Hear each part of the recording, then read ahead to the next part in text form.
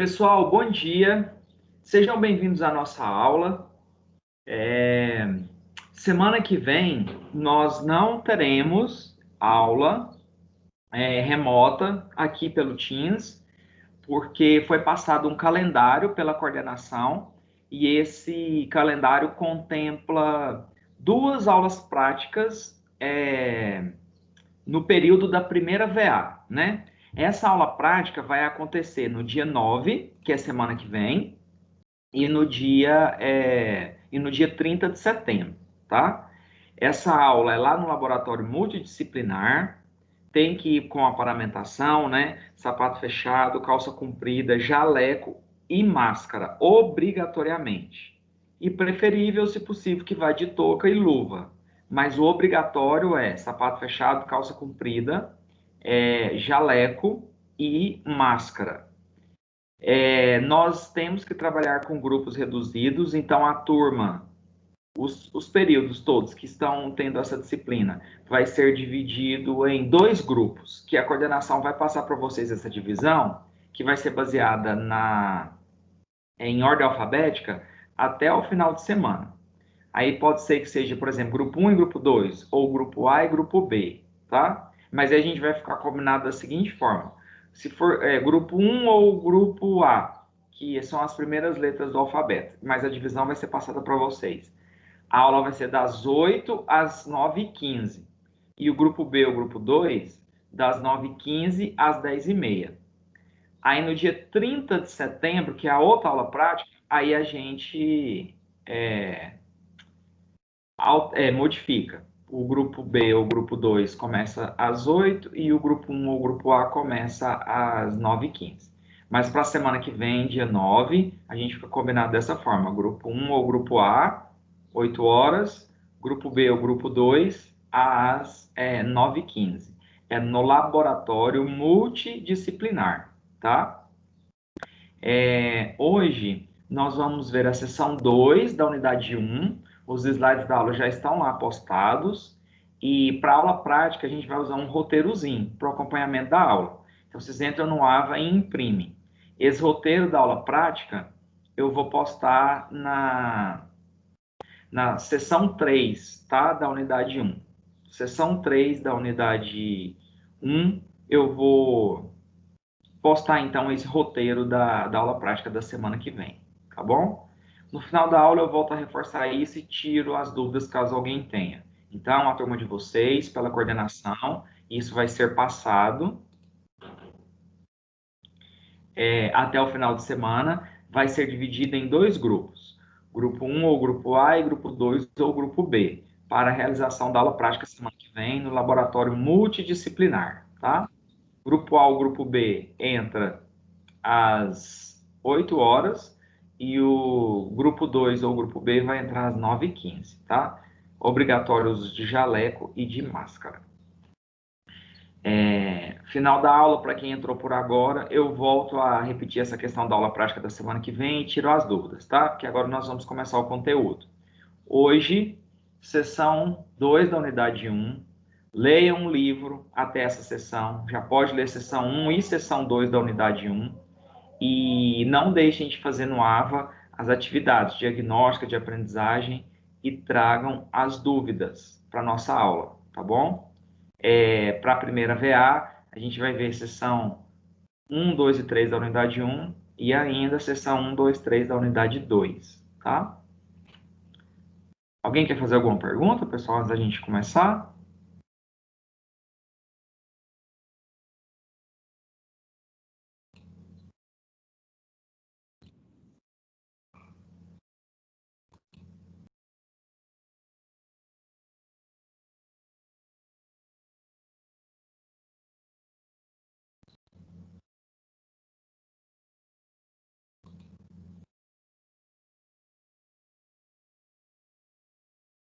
Está projetado a tela aí para vocês? Pelo menos para mim não tá aparecendo nada não, Marcelo. Tá, não. Não tá aparecendo. Não.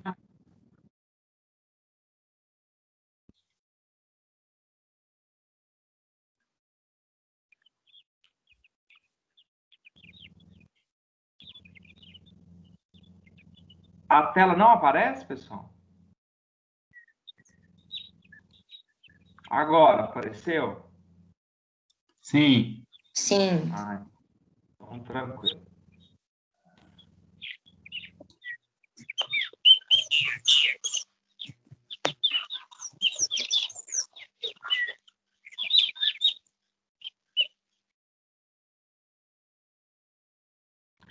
Então, pessoal, a aula passada nós vimos que a homeopatia é um tipo de terapia, né, incluída nas práticas integrativas e complementares, que tem um modo diferente de embasamento em relação ao tratamento na alopatia. Essas práticas médicas são basicamente fundamentadas na cura pelos contrários, né? E na homeopatia, a gente trabalha com o princípio da similitude. Esse princípio da similitude não é fazer o uso do mesmo agente que causou a doença para tratar aquela enfermidade.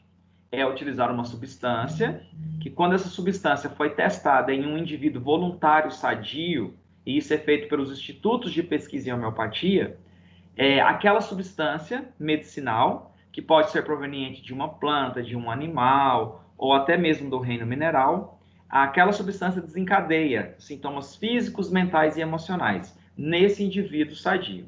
Quando o indivíduo apresenta uma doença natural com sintomas semelhantes aos encadeados pelo uso daquela substância em um indivíduo sadio, eu vou tratar aquela pessoa com aquela substância, tá?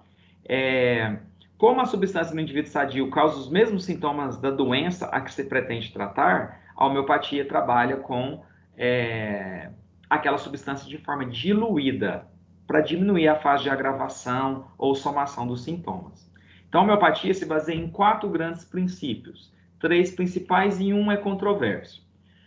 Os 3 principais: princípio da similitude, experimentação patogenética, pura ou aplicada, que é essa em que você testa a substância em indivíduos sadios, nunca você vai prescrever uma substância que não tenha sido testada anteriormente. As doses mínimas, né? Porque eu tendo a diminuir aquela fase de agravação ou somação dos sintomas. E o quarto, né, princípio seria o uso do remédio único, que a gente também chama de simílimum. Mas ele é controverso, como eu disse para vocês no início, porque ele é adotado apenas depende da escola homeopática ao qual o clínico homeopata trabalha, tá? O Hahnemann, o pai da homeopatia, ou a escola homeopática unicista é que trabalha com o simílimum, tá? Mas não são todos os clínicos homeopatas que trabalham com essa questão do remédio único, não. Agora, princípio da similitude, experimentação patogenética e doses mínimas é um princípio adotado por todos os clínicos homeopatas, tá?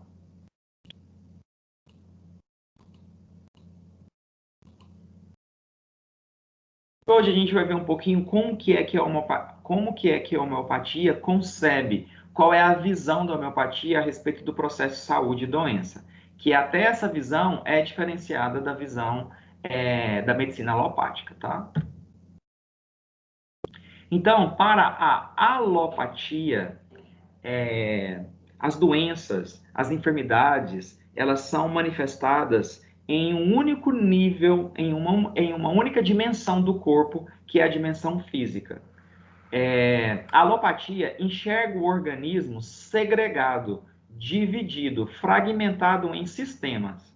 Para a alopatia, quando você apresenta uma determinada enfermidade, você é ou um sistema respiratório, ou um sistema digestório, ou um sistema nervoso.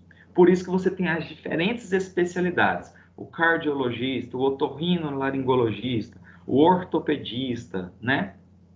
Pneumologista. Por quê? Porque cada médico tratará, de acordo com a sua especialidade, enfermidades envolvendo aquele órgão ou aquele sistema em específico.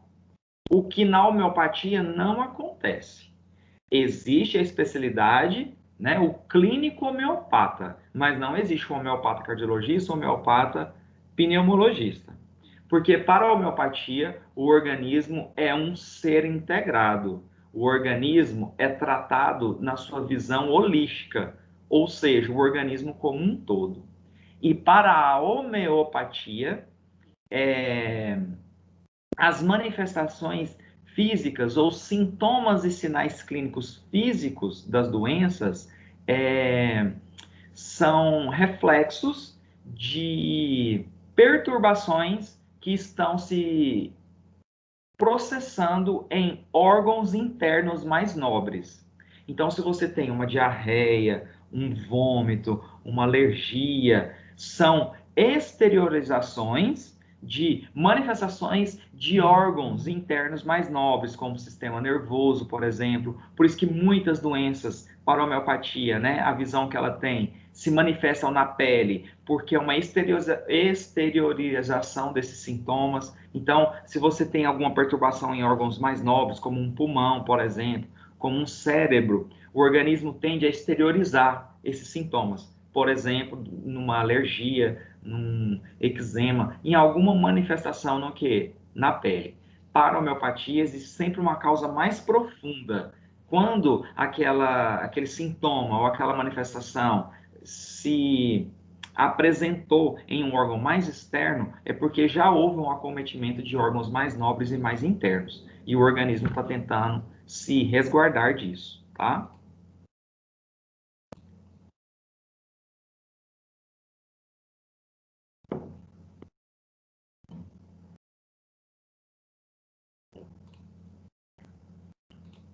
E até mesmo por isso que o tratamento homeopático, quando se começa a fazer a utilização do medicamento, né, ele tende a demorar um tempo maior para fazer efeito, entre aspas, né? Não seria nem o termo correto, porque o efeito ele já está fazendo desde o início, mas para que se possam desaparecer, né, os sintomas daquela doença, ou para que se possa restabelecer o estado de saúde, em geral, o processo é mais longo do que com a medicina alopática. Porque na alopática, com as doses ponderais, com doses por vezes consideradas até tóxicas e altas, né, você mascara os sintomas.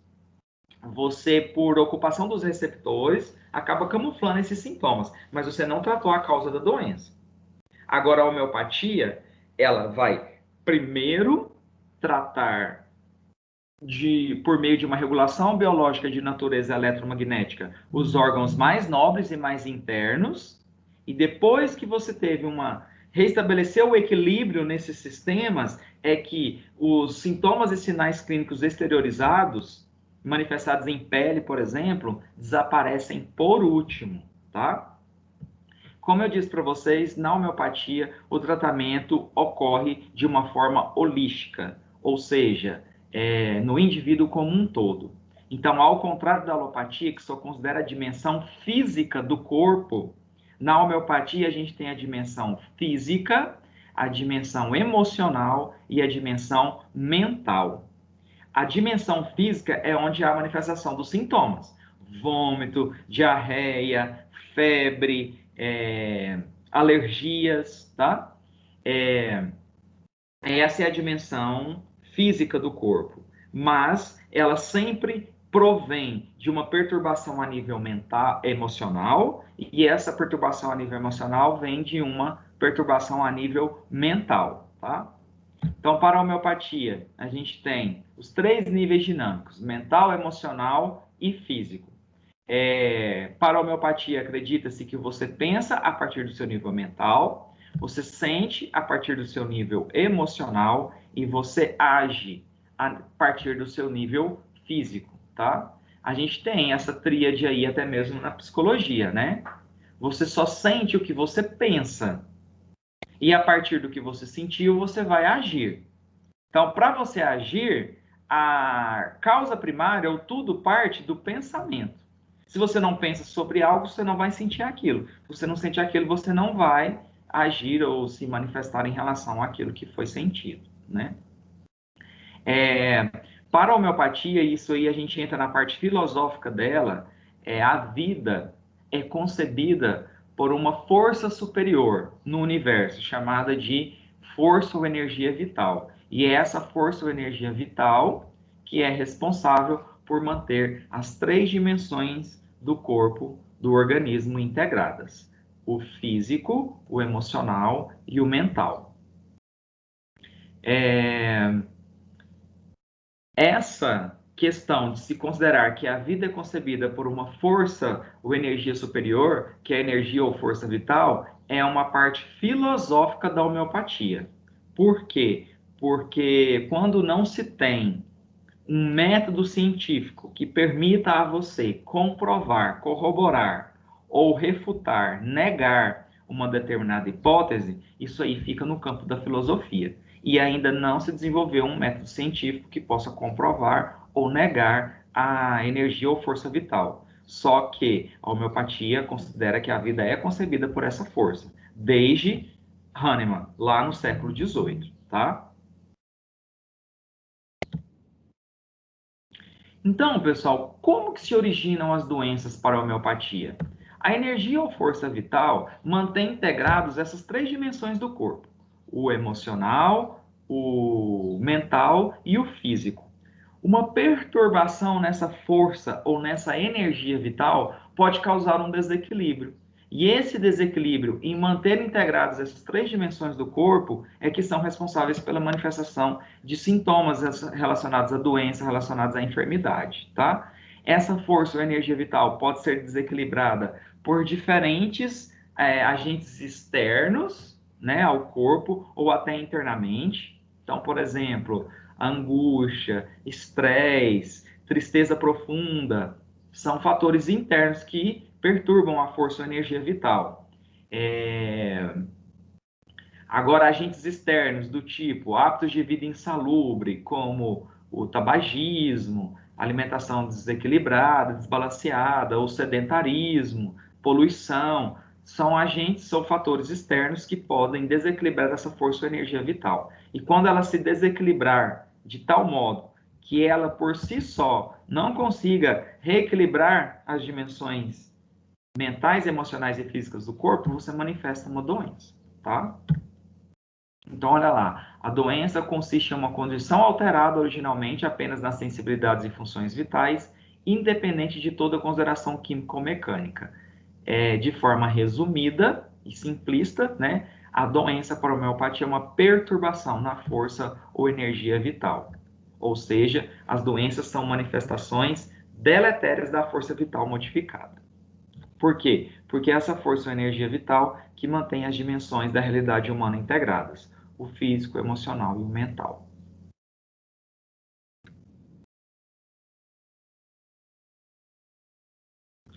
Essa força vital perturbada, ela desencadeia mecanismos homeostáticos endógenos, mecanismos de defesa para restabelecer o estado de saúde. Então, a força vital perturbada é a tentativa do organismo de restabelecer o estado de saúde. Então, você vai desencadear mecanismos relacionados ao sistema imune e sistema endócrino, tá? Só que, quando o organismo por si só não consegue desencadear ou exercer um estímulo e uma motivação suficiente para que esses mecanismos homeostáticos endógenos, principalmente sistema imune e sistema endócrino, restabeleçam o estado de saúde, aí você tem que lançar mão de um estímulo maior para isso, que nada mais é do que o medicamento homeopático. Então, para a homeopatia, se a sua força vital está perturbada, é uma tentativa do organismo de restabelecer o estado de saúde, restabelecer o equilíbrio entre as dimensões mentais, emocionais e físicas, por meio do acionamento de mecanismos homeostáticos endógenos, sistema imune, sistema endócrino, sistemas de defesa. Quando o organismo por si só não consegue restabelecer esse equilíbrio, o medicamento homeopático, desencadeando os mesmos sintomas, daí o princípio da similitude, da doença natural, é um estímulo mais forte, mais vigoroso, é uma motivação maior para que isso ative, né, ou desencadeie essa força vital para que ela atue de forma mais efetiva para restabelecer o estado de saúde. Para a homeopatia, a força vital ela é muito favorecida por hábitos de vida que trazem qualidade de vida para o indivíduo, não só como bem-estar físico, mas também mental, emocional e inclusive social, tá? A força vital para a homeopatia, ela é favorecida por atividades artísticas de acordo com os gostos, né, em particular ou peculiares do indivíduo, que estimula a criatividade, a pessoa ter um hobby, fazer algo que traga relaxamento, é muito importante para favorecer essa força vital e evitar a sua perturbação, ou seja, doenças, tá? Os reparadores, o sono que permita a você recuperar as suas energias, né? Não é aquele sono que a pessoa dorme de maneira picada, digamos assim, ele tem que atingir aquela fase passar por aquela fase REM, que é o movimento rápido dos olhos, né? E existem até alguns smartwatches, né, que fazem a monitoramento do sono profundo, e aí você vai ver que a pessoa dormiu lá 6 horas, 7 horas, mas a fase dele de sono profundo durou lá 1 hora e 15 minutos, 45 minutos. Então ele não chegou nessa fase reparadora, né? Claro que cada indivíduo tem características em particular da maneira como ele prefere dormir, mas o ideal são travesseiros, né, que não sejam muito altos nem muito baixos, ambientes totalmente escuros, até aquelas luzinhas de stand-by de equipamentos eletrônicos podem diminuir a produção de melatonina, que é o hormônio do sono, né? Pessoas que gostam de começar a dormir no sofá com a televisão ligada. Então, tudo isso, por mais que a pessoa, a gente fala, tira um cochilo ali, esse sono picado, né, em que ele não dorme de forma contínua, ele não consegue chegar até a fase profunda. E isso interfere em muito na qualidade de vida do indivíduo, inclusive para quem faz atividade física, no ganho de massa muscular, isso vai interferir de forma negativa. O sono reparador é extremamente importante. Uma alimentação equilibrada, balanceada, né, para evitar a obesidade, que desencadeia outros estados mórbidos, e hábitos de vida sadios, né? A força vital é prejudicada por hábitos de vida insalubre, tabagismo, sedentarismo, alcoolismo, né? Alimentação de má qualidade, uso de drogas ilícitas, como eu disse, o álcool, por exemplo, e fatores internos, né? Do tipo depressão, irritabilidade, estados de raiva, estresse contínuo, tá? Então, pessoal, o conceito de saúde para a homeopatia é um estado de equilíbrio dinâmico que abrange as realidades física e psicomental dos indivíduos em suas interações com o ambiente natural e social.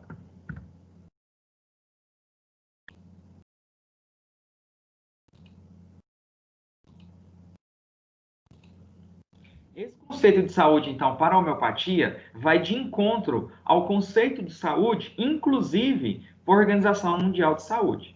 Porque para a OMS, o que é saúde? Saúde não é apenas ausência de doença, de enfermidade. É um completo bem-estar físico, mental e social. Então, o conceito de saúde para a Organização Mundial de Saúde vai de encontro ao que é o conceito de saúde para a homeopatia. E que para a alopatia, como ela só concebe a dimensão física do corpo, saúde é basicamente apenas a ausência de doença. O que é a doença, então, para a homeopatia? É uma perturbação na força ou energia vital, como uma tentativa do organismo, por meio daqueles sintomas, de restabelecer o equilíbrio entre as dimensões mentais, emocionais e física, ou seja, restabelecer o estado de saúde. Então, é o esforço, né, a tentativa da força vital de restabelecer o equilíbrio que é refletido na apresentação dos sintomas. Entretanto, desde a época de Hahnemann, tá, ele considera um grupo de doenças que não tende a cura espontânea e que elas tendem a ter comportamentos progressivos, que são as doenças crônicas. Então, para Hahnemann, as doenças crônicas, elas não tendem à cura espontânea e elas geralmente têm um prognóstico, né, de progressão no organismo. Ele chamou essas doenças crônicas de miasmas ou diáteses crônicas, tá? Esses miasmas ou diáteses crônicas representam a predisposição congênita ou adquirida do indivíduo em que seus tecidos tendem a reagir de modo especial a certos estímulos, como a expressão da susceptibilidade individual. Então, Hahnemann disse que praticamente todos os indivíduos vão ter algum grupo de miasma, diátese crônica, ou sempre vão ter alguma predisposição ou uma susceptibilidade ao estado reacional de alguns tecidos, tá? Ele determinou 3 miasmas em que a população pode se enquadrar e depois surgiram outros 2, tá? Os clássicos são psora, psicose e sífilis. Então você pode ser de psora, de psicose ou de sífilis. E hoje tem-se ainda o tuberculinismo e o cancerinismo. Vamos falar de cada um deles.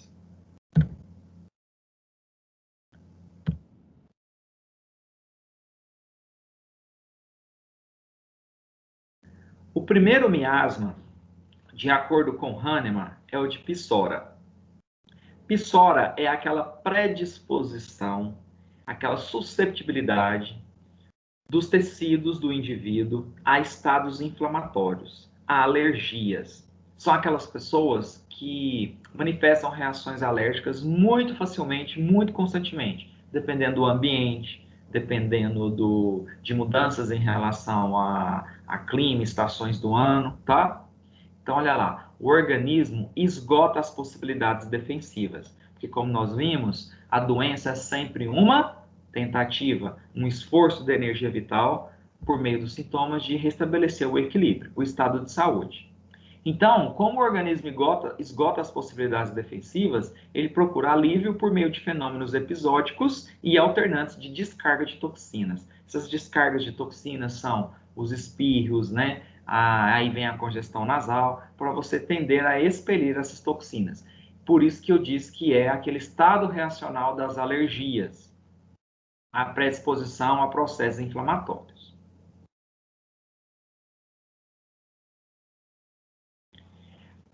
O segundo miasma, que é psicose,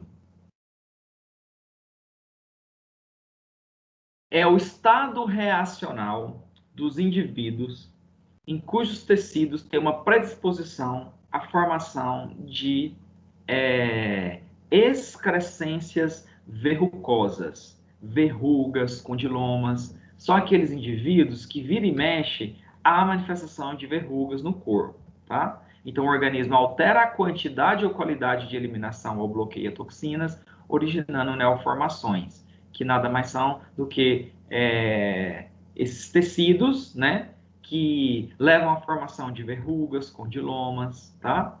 Doenças proliferativas de células.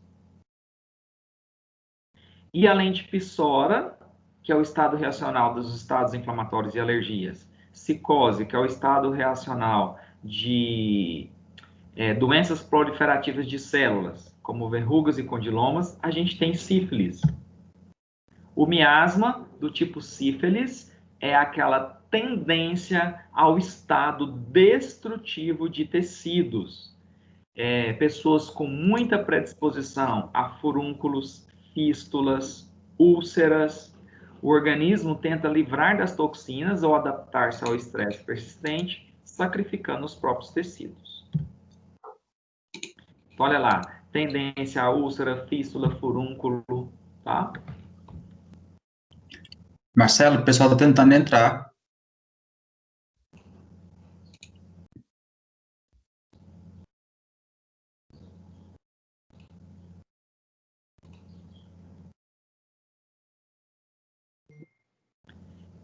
Psora, psicose e sífilis são os 3 miasmas clássicos descritos por Hahnemann, tá? Psora, psicose e sífilis. E aí depois os homeopatas criaram 2 outros miasmas, que viram que esses indivíduos apresentavam características que não permitiam enquadrá-los direitinho em um desses três. Aí criou o tuberculinismo. Posteriormente foram descritos mais 2 miasmas. O tuberculinismo, ele é como se fosse a junção do estado reacional psori e sífilis, ou seja, a predisposição a estados inflamatórios, alérgicos e de destruição dos tecidos, acometendo principalmente o sistema respiratório, tá? Então, olha lá, atividade simultânea da psori e da sífilis com exaltação de funções psíquicas e orgânicas com tendência a gênio destrutivo. Como nós vimos, a homeopatia não considera só manifestações físicas, mentais e emocionais também. Sensibilidade do aparelho respiratório insuficiente, esgotamento físico e mental, magreza, tendência a dores de cabeça. E o outro miasma é o cancerinismo, que é a predisposição do indivíduo a neoplasias, né? A estados pré-cancerosos, tá? Então, esses indivíduos têm uma tendência à proliferação desordenada de células, né? Formação de nódulos inflamatórios, falência da energia vital e, emocionalmente, esses indivíduos tendem a apresentar muita fadiga, tristeza profunda. Vocês já ouviram falar, né? Que o câncer tem uma predisposição genética, mas, ao mesmo tempo, ele está muito relacionado a comportamentos de indivíduos muito introspectivos, que não conseguem expor seus sentimentos ou passaram por situações emocionais de estresse ou de tristeza muito intensa, né?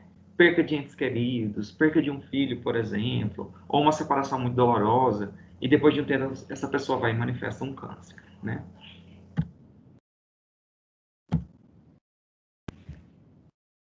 Bom, pessoal, a homeopatia, inclusive reconhecida, né, por homeopatas, por quem trabalha com homeopatia, não é uma panaceia, ou seja, não é uma cura para todos os males.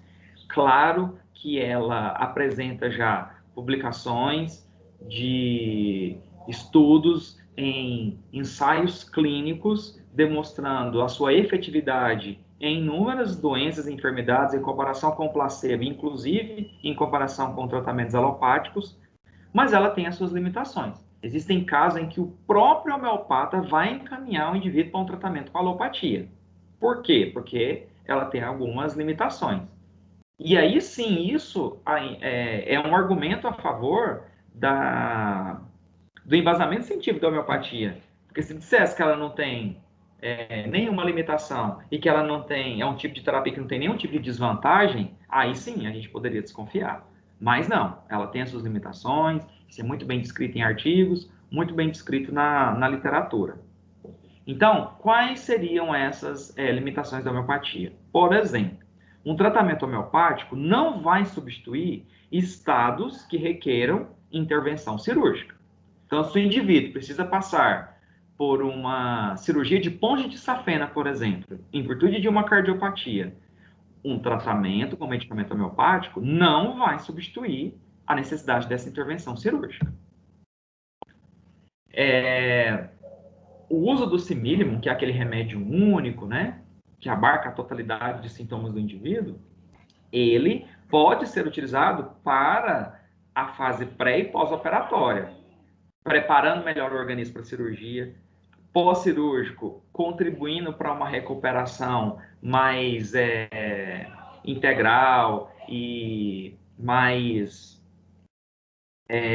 efetiva, mas dizer que vai substituir a cirurgia, não.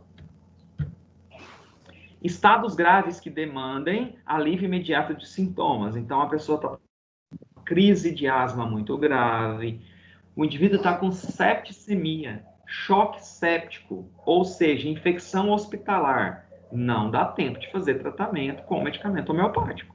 Até mesmo porque eu disse para vocês que demora um tempo maior para o desaparecimento dos sintomas, porque ele trata primeiro o nível mental, depois o emocional, por último, seu nível físico. Então, nesses casos, tem que entrar com a alopatia mesmo. É com antibiótico terapia, tá? Outra coisa interessante, situações que envolvam ou requeiram mudança nos hábitos de vida do indivíduo. Prática de atividade física, alimentação balanceada, tá? Por exemplo, uma anemia por deficiência de ferro, né? A homeopatia não vai ter medicamentos que vai suprir uma alimentação desbalanceada, que vá substituir a necessidade de prática de uma atividade física. Não tem como, tá? E os casos também em que o bom senso do clínico irá encaminhar para o tratamento com alopatia. Então, por exemplo, um câncer, por exemplo, a homeopatia ela não vai substituir uma quimioterapia.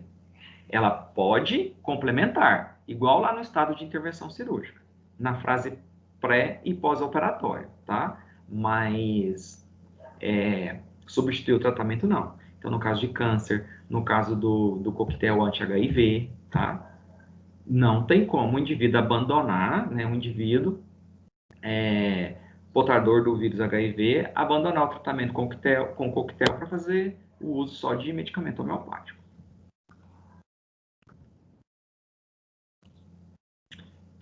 Essa primeira parte da aula, alguém tem alguma dúvida? Eu gostaria de fazer algum comentário, tem algum questionamento, algo que não ficou compreendido, alguma curiosidade?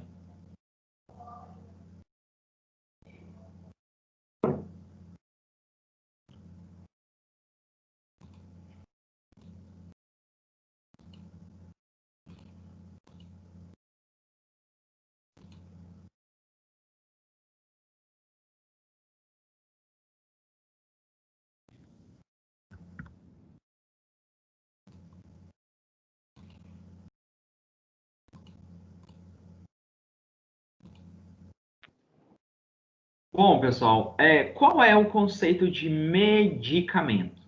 Medicamento é produto farmacêutico tecnicamente obtido ou elaborado com 4 finalidades: curativa, preventiva, paliativa ou para fins de diagnóstico. Esse é o conceito de medicamento. Agora, qual seria o conceito de medicamento homeopático de acordo com a Farmacopeia Homeopática Brasileira, terceira edição de 2011? Medicamento homeopático é toda forma farmacêutica dispensada segundo o princípio da similitude, com finalidade preventiva ou curativa. Não existe medicamento homeopático para fins de diagnóstico e nem com finalidade mitigatória, ou seja, paliativa, apenas para aliviar sintomas. Ou o medicamento homeopático previne ou ele cura, tá? Então, é toda forma farmacêutica de dispensação, ministrada segundo o princípio da similitude, com finalidade curativa ou preventiva.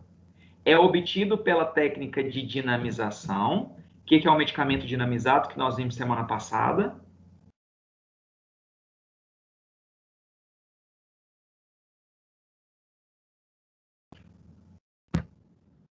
Estudantes de farmácia, alunos do curso ou da disciplina de homeopatia, o que é um medicamento dinamizado?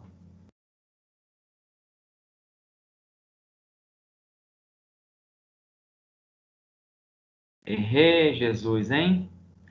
Medicamento diluído faz... Pode falar, diluído e qualquer outra coisa que você dizer? Não, só isso mesmo. É o que eu lembro.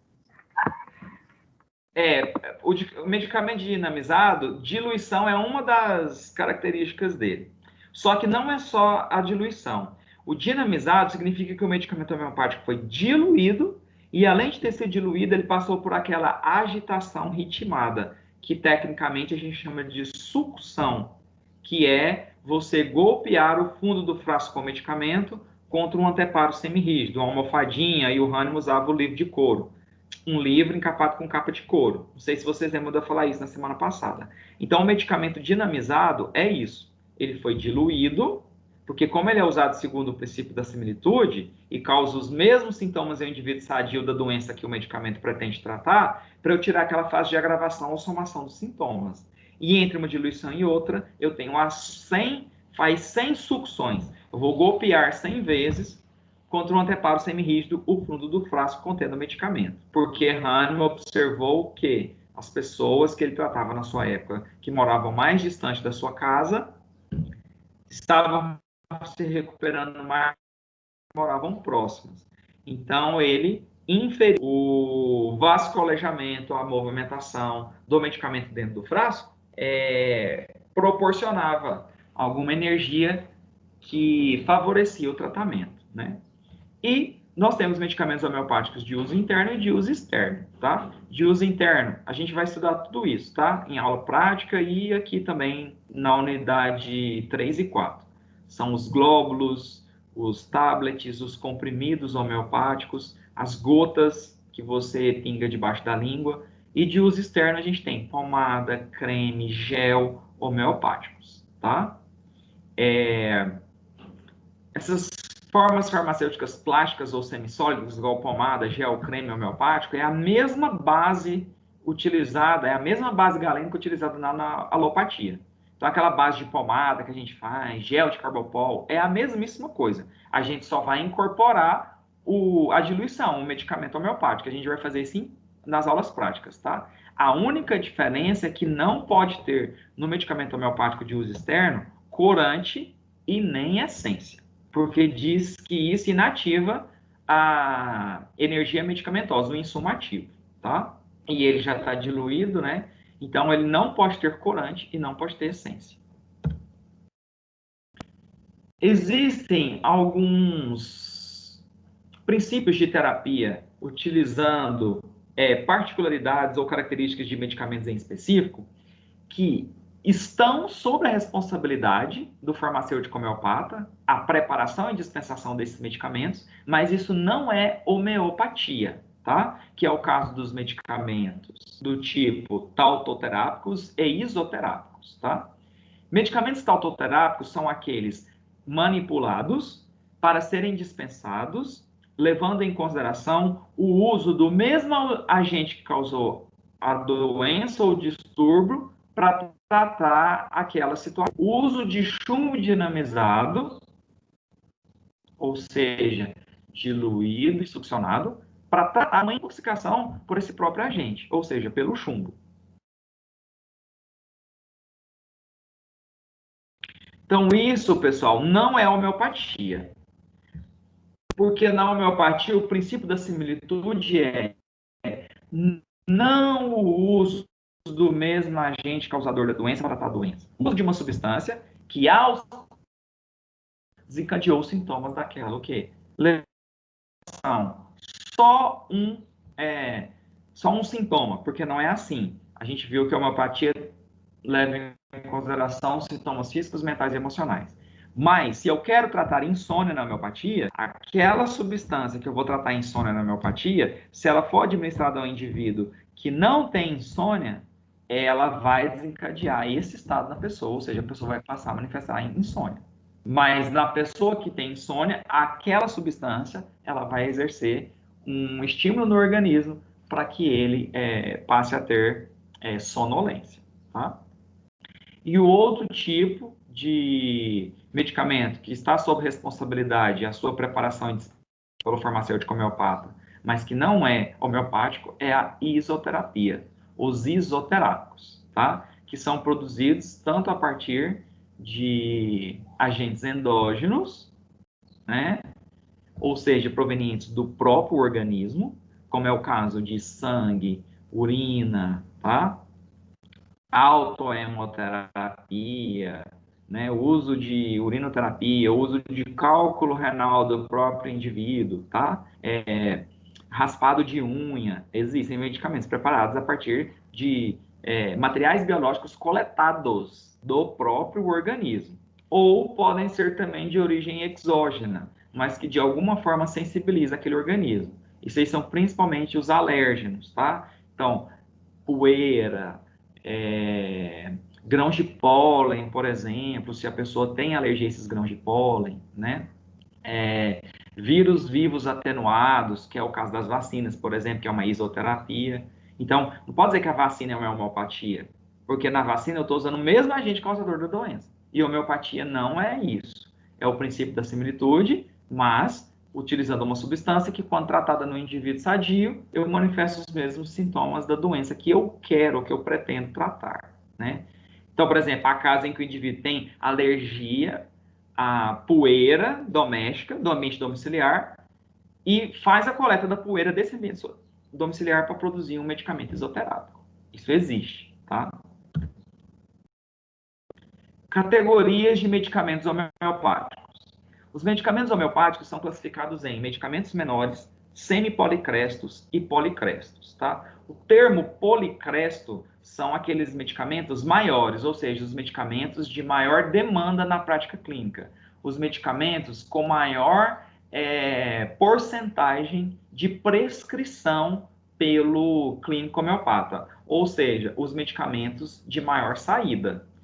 Numa farmácia com manipulação, o estoque mínimo dos insumos ativos, né, das matérias-primas, das tinturas para produção de medicamento homeopático, deve conter pelo menos as tinturas mães dos medicamentos policrestos, tá? Então, os policrestos são os mais utilizados na clínica diária, medicamentos de mais alta prescrição. Alguns exemplos são arnica montana, a tintura mãe, né? O insumo ativo é obtido a partir da planta, né? Da arnica. Calcária carbônica é obtido pelo raspado interno da concha da ostra. Carbovegetales, carvão vegetal, é a periderme, a casca de uma planta que tem uma periderme enegrecida, escura, tá? Laquesis muta é produzida a partir do veneno da jararaca, da cobra jararaca. Semipolicrestos são medicamentos de prescrição menor, não tem tanta demanda assim como os policrestos, mas também não saem tão pouco igual os medicamentos menores, né? Então apresentam ricas patogenesias, mas não são tão usados como os policrestos. O ácido nítrico, que aí já é um exemplo de medicamento homeopático proveniente do reino mineral, né? Cantares vesicatória, o medicamento é produzido a partir da tintura mãe, obtida a partir de um besorro, tá? É muito comum, besorros, tem uma aranha que é muito utilizada, a aranha porta-cruz, a apis mellifera, abelha, por exemplo, a formiga ruiva, há tinturas mães a partir desses animais, tá? A Cantares vesicatória é um besouro. Natrium muriaticum, que é o sal marinho, né? Medorrinum. O medorrinum, o insumo ativo, é obtido a partir de laboratórios com uma licença especializada para fazer esse tipo de coleta, mas ele é produzido a partir do pus blenorrágico, ou seja, a partir daquela secreção da gonorreia, tá? Medicamentos menores são aqueles pouco utilizados, pouco prescritos, os medicamentos de baixa prescrição, e na confecção e montagem de uma farmácia de manipulação, eles não devem ser levados em consideração para o estoque mínimo daquela farmácia, tá? Por exemplo, a Mamelis, né, uma planta, a Mamelis virginiana, é considerado um medicamento menor, ele é pouco prescrito, tá? Bom, existem compêndios oficiais muito utilizados pelo clínico homeopata na busca do medicamento a ser utilizado ou a melhor escolha do medicamento para tratar a enfermidade daquele indivíduo. Isso requer muita experiência do clínico homeopata, porque aqui, pessoal, é diferente da alopatia. Na alopatia, a gente tem uma classe farmacológica, né? Então, por exemplo, a gente tem lá antihipertensivo, a gente tem lá antidiabético, a gente tem antibacteriano. Por quê? Porque a alopatia só considera a dimensão física do corpo. Então, por isso você tem lá um antipirético, você tem um anti-inflamatório, né? Agora, aqui não. O medicamento, quando foi testado no indivíduo sadio, ele compilei e cataloguei quais os sintomas físicos e também mentais e emocionais que ele desencadeou. Então, o farmacêutico nem trabalha com isso. Não adianta vocês me perguntarem, professor, para que serve o medicamento Laquesis multa na 30CH, por exemplo? Porque esse 30 é a potência, o C é a escala centesimal e o H é Hahnemanniano. Isso nós vamos ver nas aulas práticas. E também na unidade 3 e 4 eu vou comentar sobre isso. Mas vem lá, Laquesis multa na 30CH. Para que serve esse medicamento? Não é igual você dizer lá, utilize captopril 25mg, que você sabe que é um antihipertensivo. Por quê, pessoal? Porque aqui eu tenho que buscar quais os sintomas físicos, mentais e emocionais que aquela substância proveniente daquela animal, daquela planta ou do reino mineral desencadeou para eu tratar a enfermidade. E isso, no início, né, nos primeiros anos ali da prática clínica do homeopata, ele vai ter que recorrer a compêndios para verificar isso também, que ele não vai conseguir saber todos de cor, tá? E esses compêndios são ou a matéria médica ou os repertórios. Então, o que é uma matéria médica? É essa obra, um compêndio médico oficial, homeopata, em que você tem o nome do medicamento, por exemplo, Laquesis multa, e o sintoma físico, mental e emocional que ele desencadeou quando ele foi testado no indivíduo sadio. Calcária carbônica, sintomas físicos, mentais e emocionais que desencadeou quando foi tratar o indivíduo sadio. Quando foi tratar não, né? Quando foi experimentado. Allium cepa, sintomas físicos, mentais e emocionais, certo? Por isso que não tem como... para que aquele medicamento serve? Ele serve para aqueles sintomas físicos, mentais e emocionais, que farmacêutico não trabalha com a prescrição, ele não tem que saber. O farmacêutico tem que saber manipular o medicamento, que é o que nós vamos fazer nas nossas aulas. Ele tem que saber a farmacotécnica homeopática. E ele tem essa noção de farmacologia homeopática, mas a nível da prescrição, não, tá? E tem também os repertórios, tá? O repertório é o contrário. Se na matéria médica você tem o medicamento e os sintomas mentais, emocionais e físicos que ele desencadeou quando ele foi testado em indivíduos sadios, o repertório tem os sintomas físicos, mentais e emocionais elencados e abaixo os medicamentos que foram capazes de desencadear aqueles sintomas, tá? É o contrário. Para os clínicos homeopatas, a matéria médica é mais importante, ela é mais utilizada, tá? Por quê? Porque ela tem lá o medicamento em específico e os sintomas que aquele medicamento desencadeou quando ele foi testado em indivíduo sadio. Sintoma físico, mental e emocional. Repertório tem os sintomas físicos, mentais e emocionais e abaixo uma lista de medicamentos que foram capazes de desencadear aqueles sintomas. Na verdade, o ideal é complementar os dois, a matéria médica e pesquisar no repertório. Mas dentre os dois, o que ele leva mais em consideração é a matéria médica.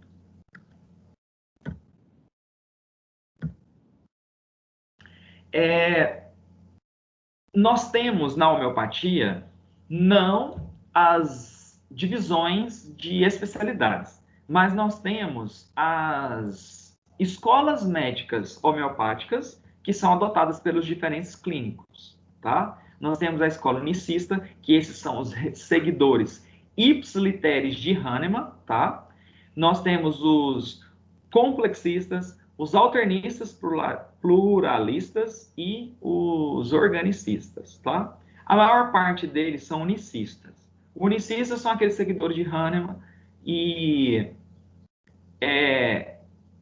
o maior desafio do clínico homeopata que está na escola unicista é a busca do remédio único do indivíduo, ou seja, o simílimo, que por vezes passa por inúmeras consultas homeopáticas, por tentativas de acerto e erro, até conseguir encontrar o simílimo do indivíduo, tá? Então, por exemplo, Pulsatilla nigricans, a partir da tintura mãe de uma planta, na 6-LM, na sexta potência, LM é a escala 50 milesimal, tá? Tomar uma colher de chá a cada 2 horas, quer dizer, um medicamento dispensado em forma de gotas. Um único medicamento, Pulsatilla nigricans. Então, isso é a escola unicista. O clínico prescreve o simílimo.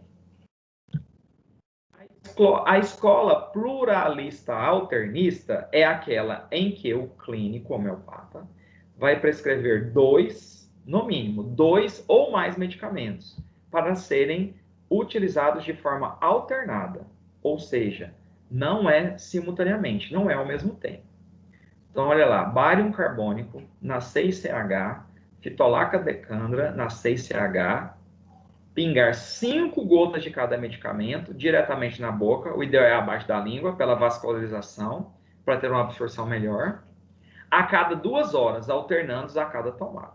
Então, você pinga 5 gotas da bárium carbônico. Depois de 2 horas, você vai pingar 5 gotas da fitolaca decandra. Depois de 2 horas, de novo, mais 5 gotas do bárium carbônico. Então, quer dizer, não é simultaneamente, não é ao mesmo tempo. É em horas distintas, alternadamente. E tem que ser 2 ou mais medicamentos, porque não unicista é um único medicamento. A escola complexista é aquela que leva em consideração a prescrição ou uso de 2 ou mais medicamentos. Aí até aí está igual a pluralista alternista, mas aqui eles não são utilizados concomitantemente, simultaneamente. É de forma alternada. Na escola complexista é ao mesmo tempo. Então, olha lá, hidrastes canadenses na 6CH, epersulfur na 6CH e cálium bicrômico na 6CH. Pingar 5 gotas de cada um dos medicamentos diretamente na boca a cada 2 horas. Então, a cada 2 horas, a minha posologia é de 15 gotas, que são 3 medicamentos e é 5 gotas de cada, isso ao mesmo tempo. Isso é que é a escola complexista, tá? Na verdade, pessoal, essa escola, ela não visa tratar, ela não é uma prescrição individualizada, tá? Isso aí geralmente são medicamentos homeopáticos para atender casos em específicos na população como um todo. Então, por exemplo, um medicamento homeopático que foi desenvolvido para tratar epidemias de dengue, por exemplo, ou de Zika vírus. Então, é para tratar uma doença epidêmica na população. É igual, por exemplo, se desenvolvesse agora um medicamento homeopático para tratar, entre aspas, isso aí não quer dizer que vá curar, para tratar casos de coronavírus. Então, esse medicamento vai equilibrar e vai ativar o sistema imune, tornar o indivíduo mais resistente às manifestações da enfermidade, mas ele não é um medicamento para tratar aquele indivíduo em específico. É um estado em geral que a população tem apresentado atualmente, tá? Neste caso, ele não tem finalidade curativa, apenas paliativa, mitigatória, tá? E aqui eu não estou tratando o indivíduo como um todo, naquela visão holística, né? O mental e o emocional. Eu só estou tratando na dimensão física. Parece com a alopatia, né? Só que aqui, se está segundo o princípio da similitude, se teve diluição, o medicamento é homeopático, tá? E tem-se ainda a escola organicista, que ela também se assemelha à escola complexista, porque ela tem uma certa semelhança com a alopatia, a não ser pelo fato de que tem o princípio da similitude, de que tem a diluição. Mas na organicista eu também só considero uma única dimensão física do corpo e eu prescrevo um único medicamento, que está longe de ser o simílimo, porque aqui eu não levei em consideração sintomas físicos não levei em consideração sintomas mentais e emocionais, só físicos, tá? Então, por exemplo, urtica urens na 6CH, para tratar urticária, coceira. Não me interessam os sintomas mentais e emocionais daquele indivíduo, tá? Então, na verdade, pessoal, os clínicos homeopatas, propriamente ditos, são aqueles da escola unicista. Esses, sim, são os seguidores de Hahnemann, propriamente dito, tá? Qual é o raciocínio clínico que o homeopata busca para chegar até o medicamento, a prescrição do medicamento para tratar a enfermidade daquele indivíduo? Primeiro é o critério patogenético. Esse é o mais importante, que é aquele em que o clínico vai buscar lá na matéria médica e nos repertórios,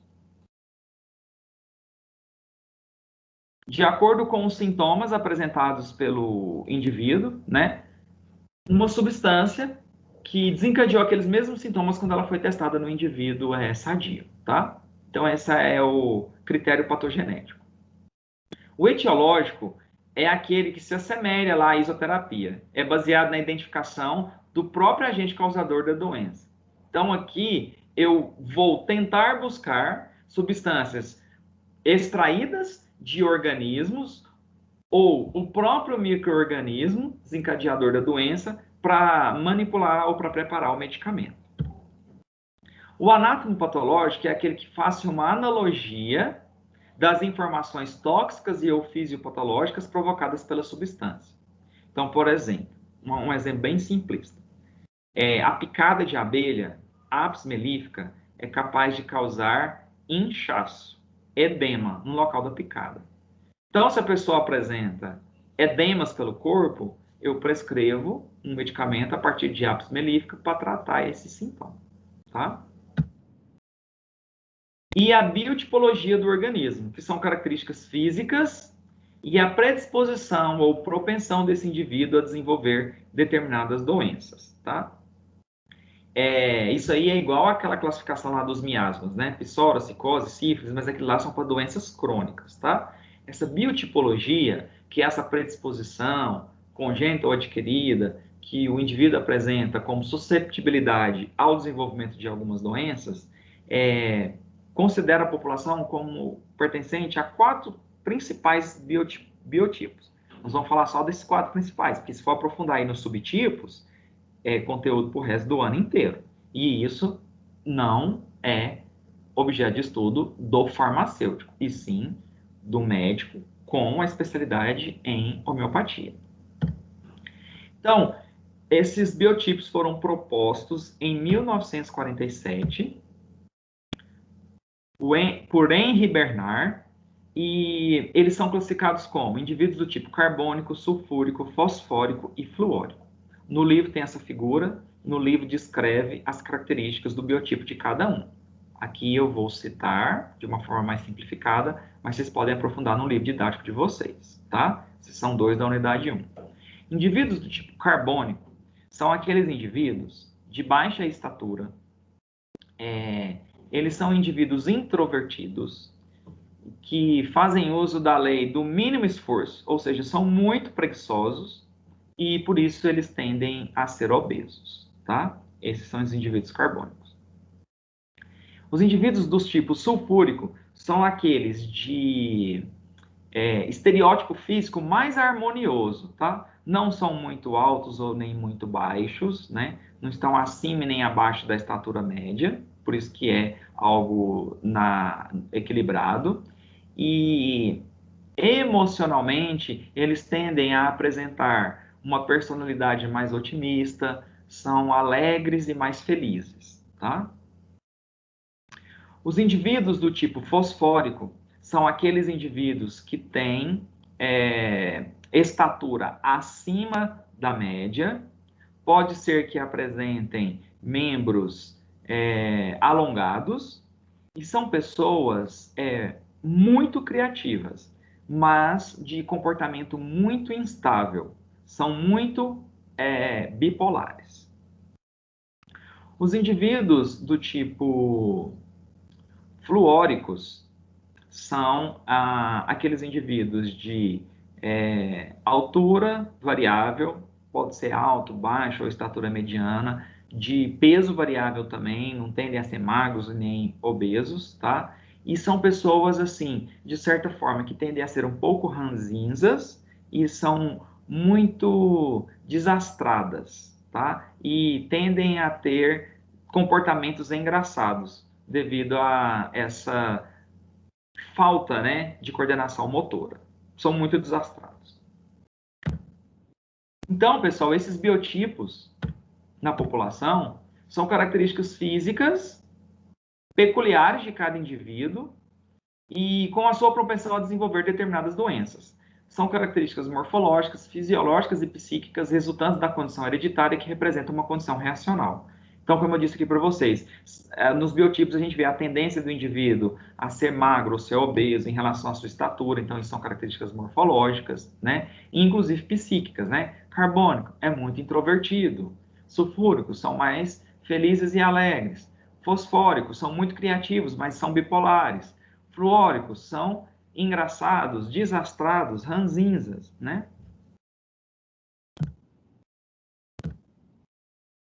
Bom, pessoal, a consulta médica homeopática, ela é completamente diferente da alopatia. Na alopatia, dependendo dos sintomas e da especialidade médica, o paciente passa poucos minutos no consultório, não há nem uma conversa olho a olho, médico-paciente. Por vezes, de cabeça baixa, já ocorre a prescrição de um medicamento ou o pedido de algum exame laboratorial. Na homeopatia, se eu trato o indivíduo de uma forma holística, sintomas mentais, emocionais e físicos, não tem como eu realizar uma consulta com poucos minutos e sem que eu pesquise, escute, examine, interrogue esse paciente de modo a entender todos os seus hábitos de vida, o seu comportamento, as suas emoções e os seus sentimentos naquele momento, mediante a vida, né? Ou seja, a consulta homeopática, ela tende a elucidar a forma como aquele indivíduo manifesta a sua enfermidade. Porque até os parâmetros de dor, eles são variáveis de um indivíduo para outro. Para determinadas pessoas, uma determinada dor de cabeça pode ser algo insuportável. E aquela mesma dor em um outro indivíduo pode ser uma dor altamente tolerável.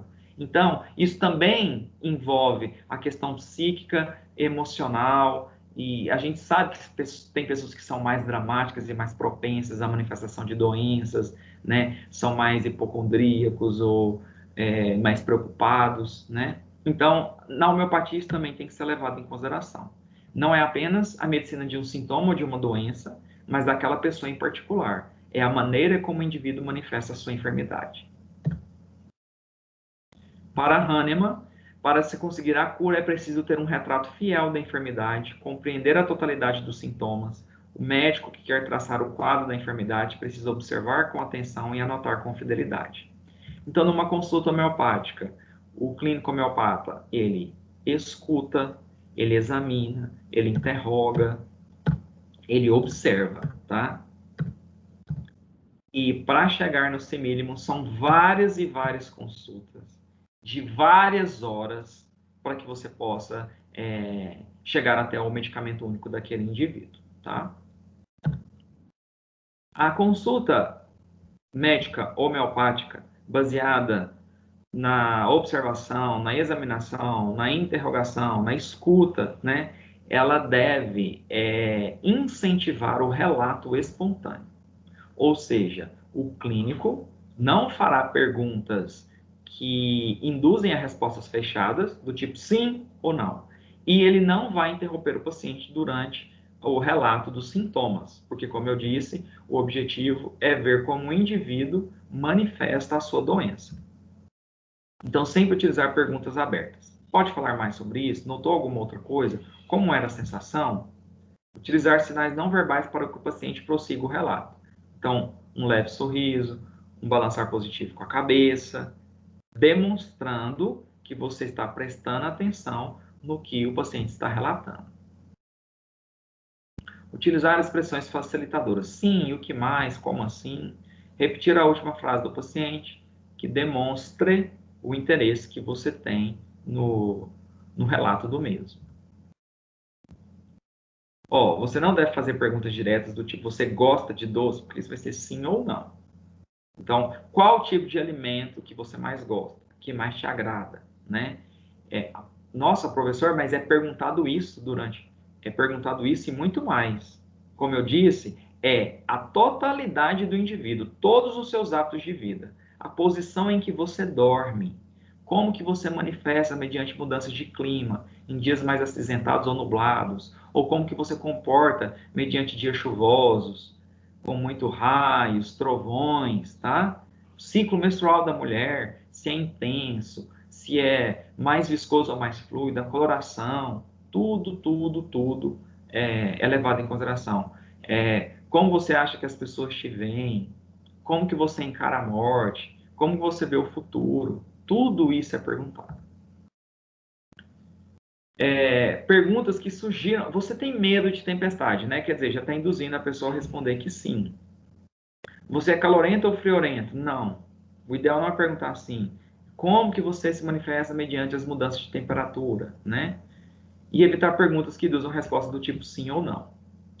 Então, perguntar, você tem câimbras à noite é errado. Mas como é que é seu sono? Porque pelo relato espontâneo, a pessoa vai dizer se ela tem câimbra ou não, ou se ela manifesta alguma outra característica durante esse período, né?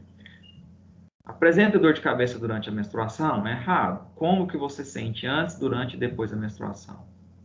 Você gosta de lugares claros ou escuros? O certo é qual a sua relação com a luminosidade do ambiente. A gente não vê que tem pessoas que gostam de levantar e já abrir todas as janelas da casa para incidir luz. Outros passam o dia todo com a veneziana fechada porque se sente bem em locais mais escuros.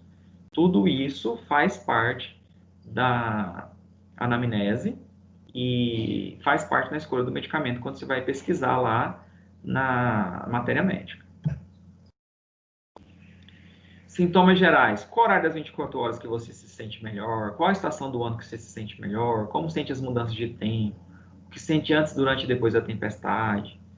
Como é a sua transpiração? Se ela é local, se ela é intensa, se ela é pouca, se ela mancha roupa.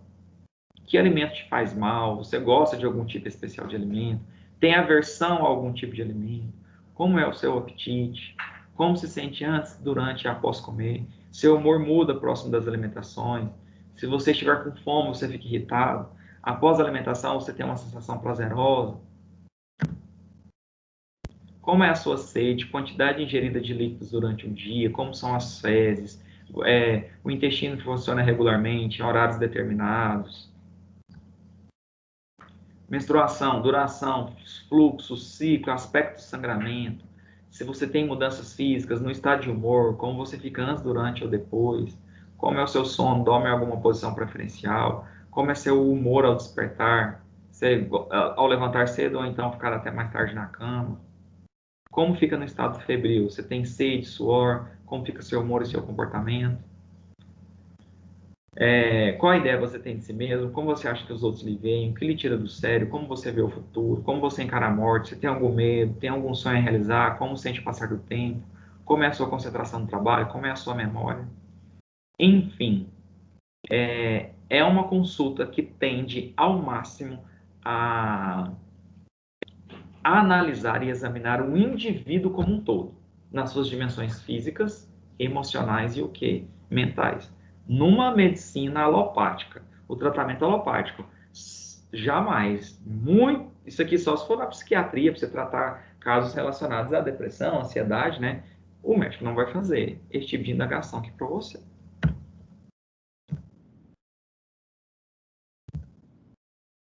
Então, não é uma coleta fria dos sintomas.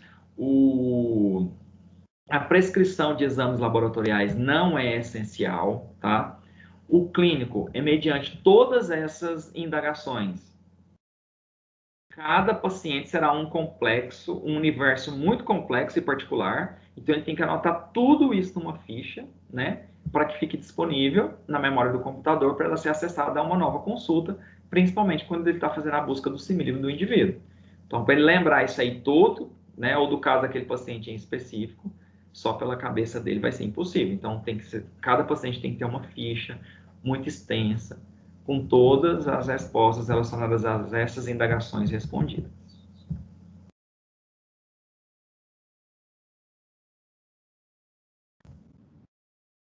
Lá, os exames laboratoriais não são essenciais, né? A totalidade dos sintomas é muito mais importante para o diagnóstico e ele que é importante para o homeopata para conduzir o tratamento em busca do prognóstico daquele indivíduo, né?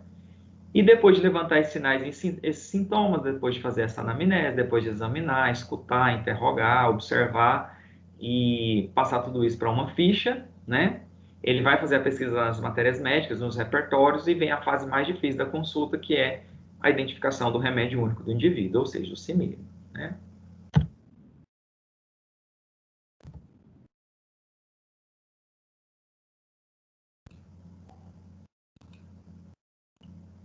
Bom, pessoal, eu tinha explicado no início da aula e vou repetir agora. Nós estamos na sessão 2 da unidade 1. Vocês precisam fazer o acompanhamento dessa disciplina pela leitura do livro didático. Então, já tem 2 capítulos para ler, e esses capítulos não são tão concisos e pequenos assim. Então, não deixe acumular conteúdo, porque essa matéria ela é muito extensa e ela é bem densa também. O embasamento teórico dela, né, o raciocínio do tratamento da homeopatia, você tem que abstrair o que você conhece até então lá da farmacologia alopática, senão você não consegue entender isso aqui. Tem os exercícios de atividade diagnóstica e de aprendizagem, façam, né? São 2 tentativas, a primeira com o que você entendeu da aula e a segunda tentativa depois que você lê o livro e aprofundar mais para você ver onde você está tendo mais dificuldade, onde você mais está errando. E vocês vão ver que esses exercícios não são muito fáceis também, e a prova é baseada nesses exercícios, né? Os slides de aula, tanto da aula de hoje como da aula da semana anterior, tá lá na seção 2 e na seção 1 da unidade 1.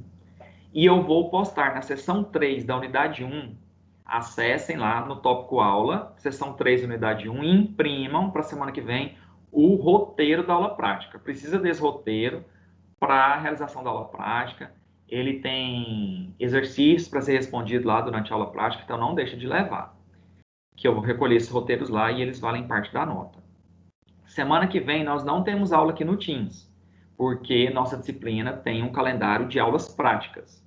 Para o mês de setembro, são 2 dias, 9 de setembro, quarta-feira que vem, e 30 de setembro, que é 3 quarta-feiras para frente, né? Depois do dia 9. Para o dia 9 de setembro, na verdade, para todas as nossas aulas práticas, em virtude, né, de todo o cenário aí, a gente tem que trabalhar com grupos reduzidos. Então, a coordenação vai dividir vocês em 2 grupos, por ordem alfabética. Ela vai mandar essa relação para os representantes nos grupos, vai comunicar vocês até o final de semana. Vai dividir em grupo 1 ou grupo A e grupo 2 ou grupo B, tá? Para a semana que vem, no dia 9, jaleco, calça comprida, sapato fechado e máscara obrigatoriamente. Preferencialmente de luva e touca, mas não é obrigatório. Obrigatório vai ser jaleco, sapato fechado, calça comprida e máscara. Para o dia 9, o grupo 1 ou o grupo A é para chegar às 8 horas no laboratório multidisciplinar. E o grupo B ou o grupo 2 vai chegar às 9h15. Então, é das 8 às 9h15 o grupo 1 ou o grupo A, e das 9h15 às 10h30 o grupo 2 ou o grupo B. Aí, no dia 30, eu aviso vocês de novo, aí a gente muda. O grupo 2, que começou 9h15, vai começar às 8, tá? Para ficar mais justo. Certo, pessoal? Alguém gostaria de fazer alguma pergunta? Ou tem alguma dúvida? Avisem para os colegas que não participaram da aula, né, sobre essa aula prática e sobre também o acesso ao material, né, a gravação da aula fica disponível para vocês depois aqui da aula, então vocês podem assistir quando vocês quiserem, tá? E eu aguardo vocês semana que vem para a nossa primeira aula prática, que a gente vai começar aí a preparar um medicamento a partir dessas diluições, como é que faz as sucções, como que analisa essas escalas, tá certo? Fiquem com Deus, bom resto de semana. Marcelo, Oi. quem não pode ir na aula prática vai ter algum trabalho? Então, aí você entra em contato comigo depois em particular para me passar se você faz parte de algum grupo de risco, né? E aí eu vou passar um trabalho que vai substituir, né, a nota da prática para que você não fique sem ela, tá bom?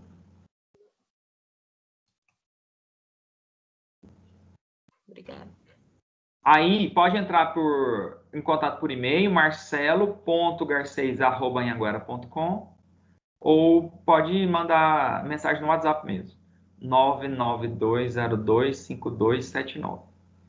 992025279. Tá bom. E o laboratório semana que vem é o multidisciplinar, bloco F, no 2º andar. Pessoal, fiquem com Deus até semana que vem. Até. Falou, Marcelo.